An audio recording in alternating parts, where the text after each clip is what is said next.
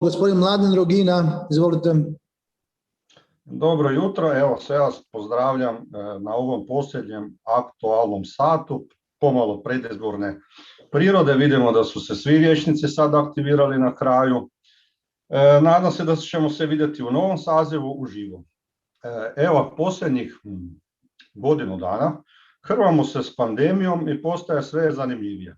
Otkrivaju se neki novi sojevi, imamo brazilski, pa britanski, pa južnoafrički, ovih dana nekakve naznake hrvatskog, možda i varaždinskog soja.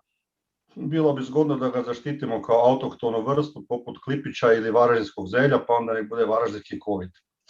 Šalim se malo, ali eto, šale je potrebno jer su crna vremena stigla i psiha društva, kao što i Luka Zrinski kaže, je pomalo narušena. Sad ozbiljno. Znači, u posljednjih 2-3 mjeseca sve je više studija znanstvenih radova koji upućuju da smo možda fulali put borbe sa covidom. Navodim 3. Znači, 19.11. imali smo francusku studiju koja je obuhvatila baš svaku zemlju sa covidom. Oni su pokušali otkriti obrazac širenja virusa, ali razmatrali su i primjenu strogih i blagih mjera, te su dali naznaku da nema neki utjecaj na širenje bolesti. 4.1. objavljena je, znači nedavno, danska studija koja je vrlo zanimljiva jer je uključivala konkretno 280.000 ljudi i imali su primjer potpunog zatvaranja i upotrebe blagih mjera istovremeno, podijeljeno po regijama kao što su naše županije, nešto slično. Utvrdili su da nema značajnije razlike u broju zaraženih, to je ta razlika je bila na razini statističke greške. 5.1. dan poslije imali smo studiju sveučilišta Stanford iz Kalifornije, koji su se također posvetili razmatranju strogih i blagih mjera, nisu registrirali učinkovitost lockdowna, a utvrdili su ako i postoje minimalni benefiti u vidu smanjenja zaraze, time se ne opravdavaju mnoge štetnosti izazvane zatvaranjem.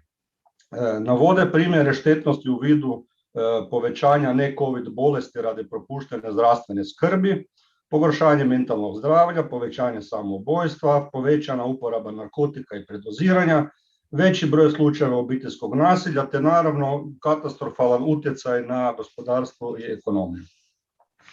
Napominjem da su to stručne studije potvrđene u znanstvenoj zajednici. One su napisane na 100-tinjak strana, iza njih stoje stručnjaci s titulama, imenom i prezimenom. Znači, ne radi se o nekakvoj prepisci na forumu ravnozemljaša, a te 3 studije, možda ih je i više, potvrđuju ranja razmišljanja doktora Radmana, kojem se kasnije pridružio i doktor Lauc, obojica članovi znanstvenog savjeta vlade, no očito nadglasanih nekom drugom strujom koja je zagovarala postupanja i mjere kakve smo u stvarnosti imali.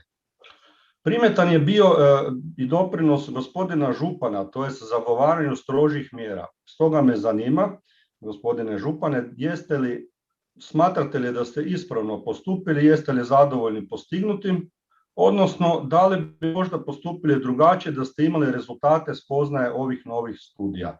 Može usmeni odgovor, a pismeni odgovor tražimo od Upravnog odjela za zdravstvo. Koliko je napravljeno manje bronhoskopija u općoj bolnici Varaždin u razdoblju od 16.3. do 31.5.2020. u odnosu na isto razdoblje godinu prije?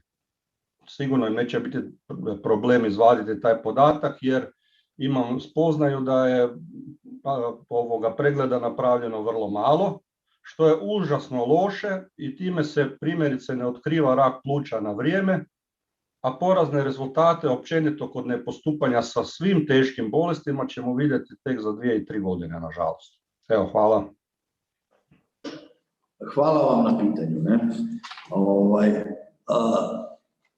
Ja sam siguran da vi niste to pitanje postavili zato da bi vam ja bio na njemu zahvalan, što je logično, vi ste opozicija i tako treba biti. Međutim, ja sam vam jako zahvalan na to pitanje. Ja sam vam jako zahvalan na to pitanje. Zato jer od svih petljenja, mrljenja, mudrovanja, teoretiziranja, imate jednu jednostavnu stvar. O tome sam već govorio. Kad 30 fratara 2 mjeseca jede i pije, ne? I mladi fratari ih poslužuju sa picekima i ostalim, ne, pajcekima. A oni raspravljaju koliko ko njima zubi. Nakon par mjeseci mladi fratar veli, gospodo, fratar, ne, pa mi imamo konja u štali, ne, pa idemo dole pa provjerimo zube, ne. Gospodo Gina, mi imamo konja u štali, ne. Mi smo jedini u ovoj zemlji, jedini. Na bazi, naravno, vrlo ozbiljnih analiza svih ovih studija o kojima ste vi govorili. Ne? Svih tih studija.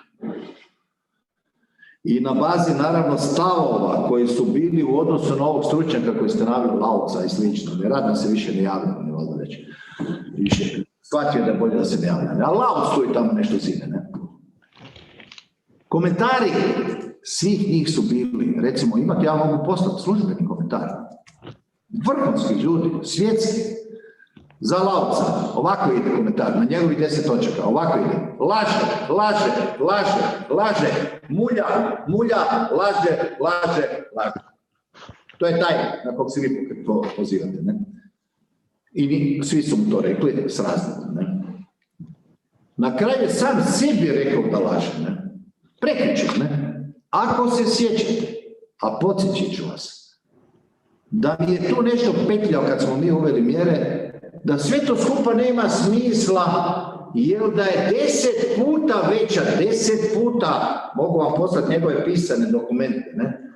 10 puta veća prokuženost nego što je evidentirano. Pa se onda poslije spustio na 7 puta. Pazite, 7 puta. Malo je reterirao, nije puno. Na kraju je on napravio ispitivanje, objavio ga je prekjučer. Znate što je utvrdio? Da je prokuženost 26%. To je on utvrdio, ne ja, on! On je utvrdio da laže, ne? 26%, uključujući i one koji su bili zaraženi. U Varaždinskoj županiji mi imamo preko 15.000 zaraženih. Dakle, mi imamo 9% zaraženog stanovništva. Ako je ukupna prokuženost 26%, koliko je od 9 do 26? Koliko ja znam, 17.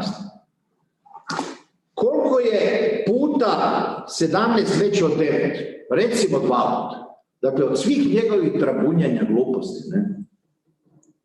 Sramotnih, opasnih gluposti, taj nesretnik se zove član savjeta nekako. I vi ste njegov fan, niste jedini, ne? Čehoke, recimo, kako se zove tu stručnjak za epidemiolog, Bakić, ne?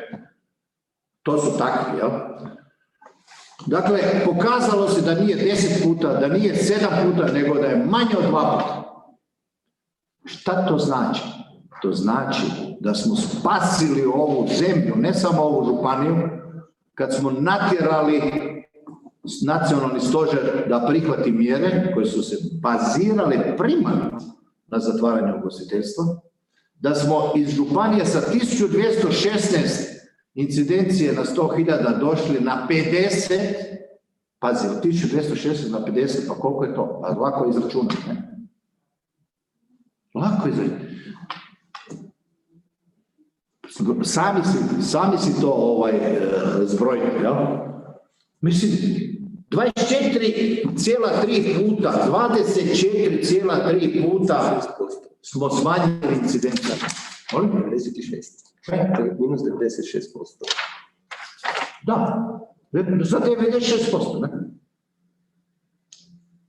Sreća je da je premijer pametno reagirao odmah i u roku od 7 dana sve to naredio da se napravi u Hrvatskoj. Danas je Hrvatska službeno objavljeno jučer među 3 najbolje zemlje u Europi.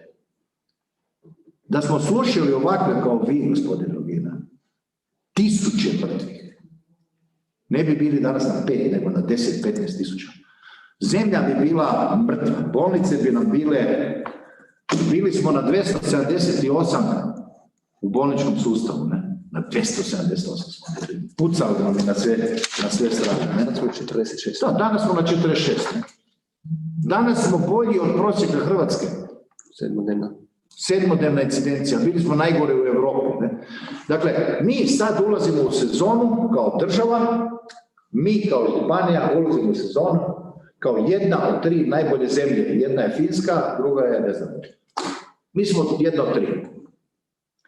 Za zemlju koja je 20% BDP-a turizam, pa za nas je to pitanje života i smrti. I zato, gospodine Rogina, ja shvatam da ste vrlo ozbiljan čovjek i to nije demagogija, ne, niti kurtoazija. Mislim da ste ozbiljan čovjek, ne, u svom ozbiljnom poslu. Hvala lijepo, župane, vrijeme je isteklo. Hvala.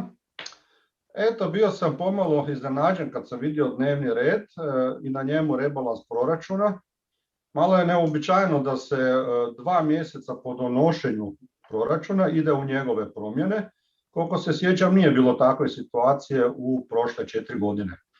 Time ste probudili tračak nade u meni, to jest očekivao sam da ste primili na znanje ono što sam raspravljao kod samog donošenja, ali nada je bila uzaludna, jer kad sam krenuo s čitanjem vidjeli smo, kao što je pročelnica veli, da se ne radi o nekim značajnim promjenama, tek o kozmetici.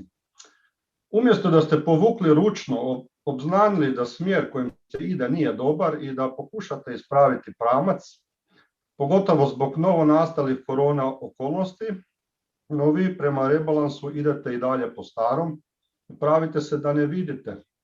Dijelom razumijem, teško je skrenuti brod netom prije samog ledenjaka, tako da ćemo se do kraja, odnosno do izbora pretvarati da je sve super, a kosture pospremiti u ormare. Ali evo, već i u ovom rebalansu naziru se ti nekakvi kosturi, kosti, za sad niste spomenuli, dolazi u rebalansu 1 milijun kuna na naplatu radi stečaja Azre, o čemu sam govorio. 8 milijuna kuna je manjka poreznih prihoda iz 2020. što se pokriva kreditnim zaduženjem, ali ne priznajte da će manjka biti još i većeg. Idete sa svim onim projektima koji nisu toliko potrebni, da se ne ponavljam s prošle sjednice, ali moram istaknuti da je u biti grozno što još povećavate. Tu se sad traži 350.000 kuna ekstra za iznošenje smeća iz podruma Županijske palače. Tako da je sad ukupni trošak preuređenja podruma palače s 4.800.000 narasao na 5.130.000.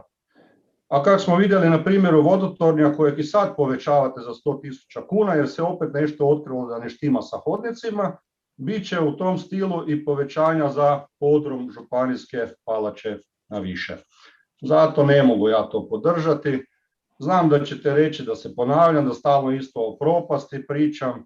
Ja bih volio da sam u krivu. Mislim da ste svojim vremenom, kad ste nametali stroge mjere radi COVID-a, rekli da ugostitelji nisu bitni, da je to samo 5% gospodarstva. S time ste se zamjerili mnogima, gospodine župane, i to će biti vidljivo na izborima.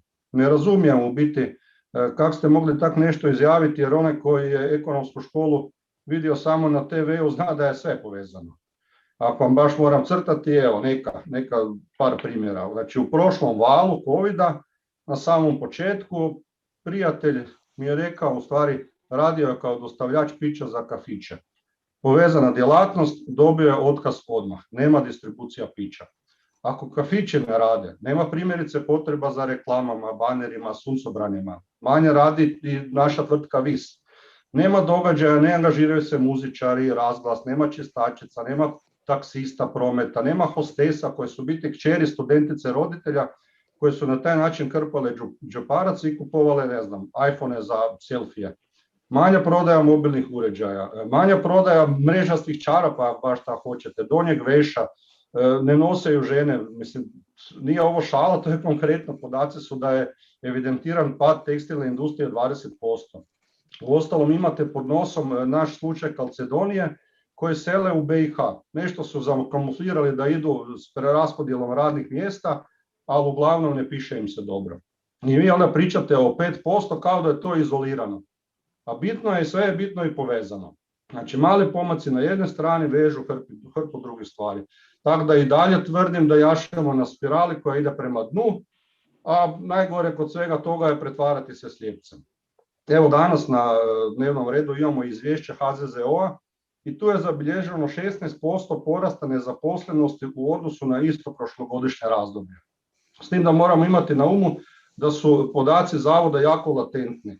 Znamo da se sad još umjetno održava zaposlenost jer su na snazi državne mjere, a uskoro će i statistika biti puno gora. Odgovorno tvrdim da stojimo na rupama i pitanje je vremena kad će se one potvarati do kraja. Potreban je zaokret u provođenju županijske politike. Ako nećemo to napraviti, evo ja vam velim da će nas te vrtače progutati sve skupa. Ima doduše nekih pozitivnih strana ovog rebalansa. Podržavam na primjer nagradu za djelatnike Doma umirovljenika radi povećanog angažmana. Slažem se i sa sufinanciranjem koje ste uveli za obvezne liječničke preglede vatrogasaca, jer evo, s time su se počeli provoditi pregledi u domu zdravlja, a do sad smo imali malo čudnovatu situaciju da je svako dobrovoljno vatrogasno društvo biralo ambulantu, pa je bilo i slučajeva da su ih slali u okolne županije, Međimurska, Koprivnička i tako dalje. Eto, koliko god sam kritičan, znači mogu pohvaliti ono što pohvale zaslužuje. Ja sam normalno za odgovorno raspolaganje novcem i tu imate od mene plus, ali eto već samo primjer podruma, jedna sitnica, ali u biti anulira ovu pozitivnu stranu. Žao mi je da takve negativne stvari prevladavaju, pa ipak rebalans proračuna ne mogu podržati. Hvala vam lijepo.